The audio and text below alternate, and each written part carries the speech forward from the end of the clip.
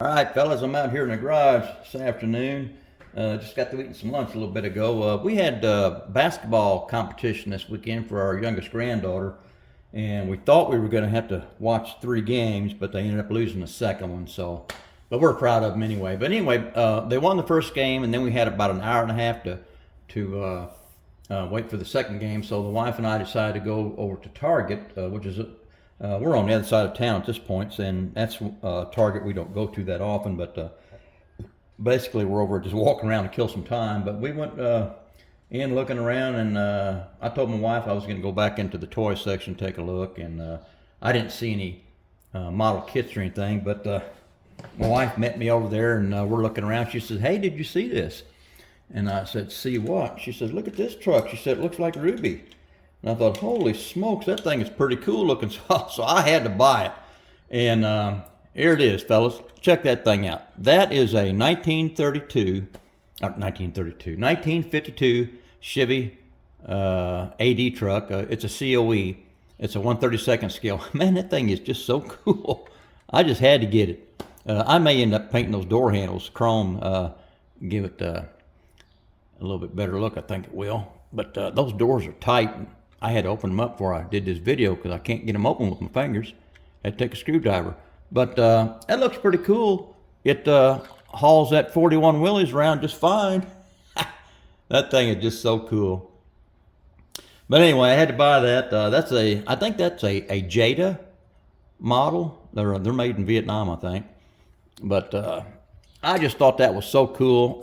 I had to get it, and that thing is just badass. I'm digging it. All right, fellas. I was at the local hobby shop, and there were some kits that were coming in. They're just re-releases of some of the older kits. And the AMT kit that I told Scott over, the owner, when you get them in, hold one back, and they came in. So this is what he held back for me. Check that out, 55 Chevy Nomad. Now, that's just pretty cool. I like the 55s. They just have a more aggressive grill on the front, I think, than the 56 or 57. Now, you can make this stock. It looks pretty cool, but or you can make it a drag car like what's on the box art on the main part of it here, just here. Or you can do the custom truck. I don't think I've ever seen anybody build this one. I haven't seen it on anybody's channel that I can recall. But I don't think that's what I'll do. I'll probably end up building a drag car out of it, I guess. That's cool. You can't never have enough 55 Chevys. All right, fellas. This is also a little bit of an update on my GTO. I have a rolling chassis, and let me get her out here, fellas. I'm 99% done with it. There she be. I painted the chassis and the cage and everything. That's a Rust-Oleum oxide primer. I thought that'd look pretty cool for these old stockers. Painted the wheels on here. That's that titanium silver. I thought that came out really nice, and I blacked out the lug nuts inside with some black paint just to give a little bit of a contrast. Let me show you something here. Check out those headers. Man, I'm going to tell you, excuse me, those headers wrap up over top of the valve covers, go through the firewall, and then you've got to snake this. Whoops. You've got to snake the other part of this exhaust. It's going to go through the body and go up there and attach onto that, and that's where it's going to go through the body right there. So that ought to be a chore to get that all lined up, but anyway, I got all that done, and I'll show you here. I just got the wiring done this morning. Man, that was a chore. That was really a chore to get that done. The way those headers wrap up like that, there's no room in there to work. Just no room at all. Got the battery in the back, fuel tank, fuel cell is what it is. Got the, I painted all the front and rear shocks red. Got those all installed. Now, while we got it here, see those leaf springs? Nowhere on the instructions does it call out for those leaf springs. Nowhere. So when I was getting all my parts together for that rear end, I got them all cut off the tree and cleaned up and painted and was getting ready to assemble everything. And I thought, holy smokes, this thing's suspended out in the air, and you got to kind of put it all together to get it to hold in place. So I got it together the best I could, and then that's about the time I looked in the bottom of the box and I saw the leaf springs with the purchase on them. I thought, oh my. So I was close, but not where I should have been. So I popped all that apart, put them on there. But boy, I'll tell you what, I think this is definitely going to be my last MPC kit. Enough said. Got the seat painted a matte black, and I painted the seat belts red and the buckles with the Molotov pin, and also got the little fire extinguisher in there. And I think everything is looking pretty good. I forgot all about the radiator hose.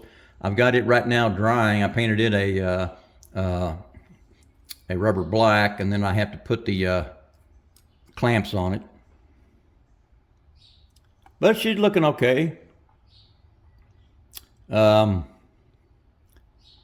I don't know what it was about that rear end, but it was offset to the driver's side.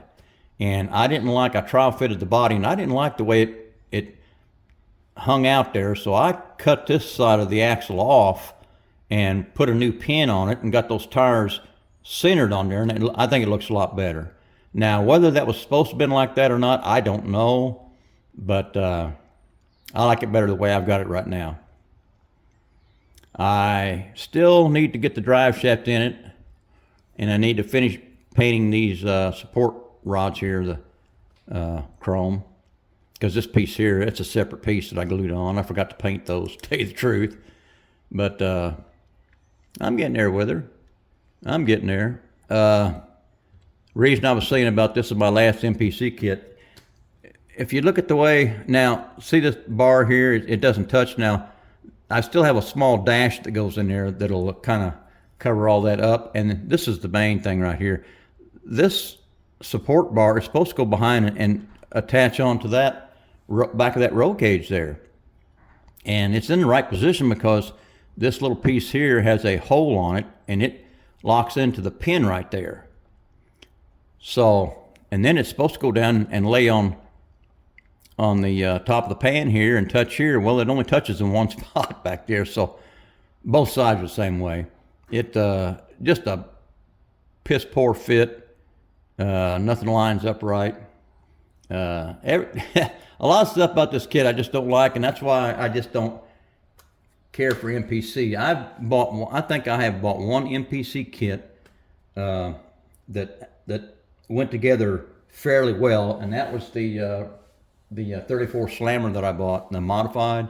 That one went together fairly well, but other than that, all my other MPC kits they've been a fail. You're on your own on those things. But that's where I'm at with this. I still have to get the decals on the body and finish up the chassis here, get the drive shaft in and the radiator hose.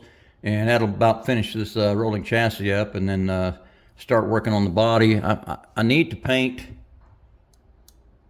the headlights and down here.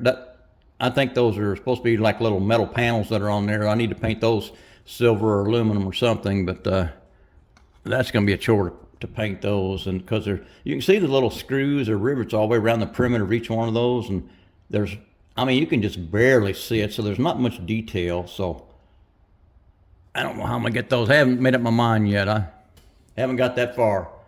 But, all right, fellas, I think I'm going to wrap this up. Just wanted to get on here and give a little update on the stash ads for the garage and where I was at on the MPC 1970 GTO Super Stocker.